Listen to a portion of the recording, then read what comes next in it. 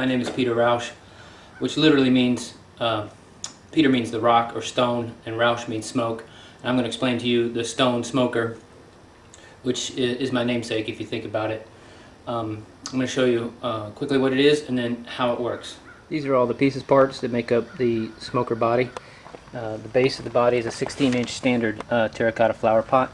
Inside of there, sitting on a brick and a terracotta saucer, are two hot plate heating elements that were removed from a hot plate I got at Walgreens.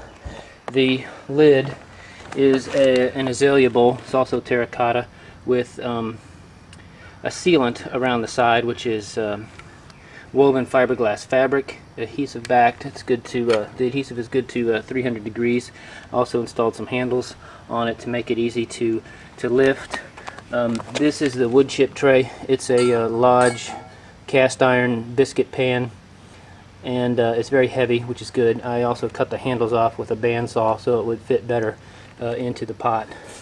This grate here, don't know how I came across it, but it was the perfect size. It was sitting, I think it came with an oven I bought a while ago.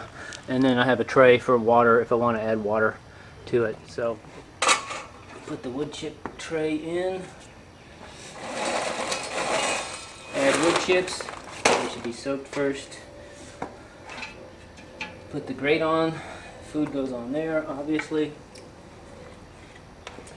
And we put the lid on. Fits on there like that. On the top of the lid, to cover the large hole that's normally in the bottom of the azalea bowl, I used some RTV silicone to glue this saucer on where I drilled a hole, and that's where the temperature sensor for the smoker goes. So that's it. You've seen how the grill goes together. Now I'm going to show you how the controller works. This is a TS8000 10-inch touch screen. I've configured a graphical interface for controlling the grill.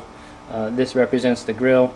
Here we have the actual temperature of the grill. Here we have the actual temperature of the meat, and I implemented a little cook timer here that you can reset when you put the meat on.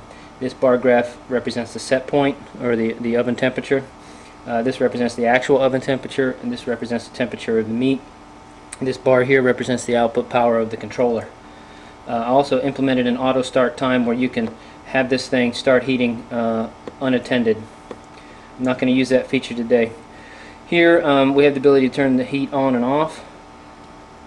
Set the set point. We're going to cook this guy at 230. That's fine. I'm going to ask for an SMS message at 195 degrees, and when I get that message, this controller will automatically change the temperature of the grill, and we're going to change it down a notch to 200 degrees just to hold it and keep it warm.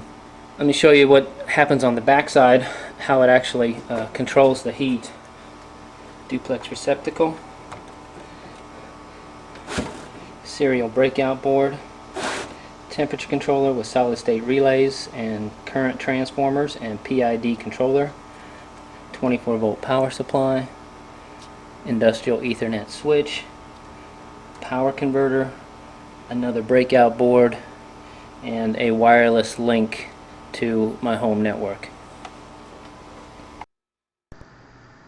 Because the controller is connected to my local network at my house, any web browser can be used to view and control the grill. Here I'm demonstrating changing the set point from a browser with a simple port forward on a router. This wouldn't be limited to the local area network. You could do this from anywhere in the world that had internet access, or any smartphone that had a browser capable of rendering the display, which is just about any browser. So here I'm gonna turn on the heat, and because I have the alarm set point so low for the text message feature, that alarm is being sent to an email to text gateway, and any moment now it will appear on the phone through that gateway, and there it is.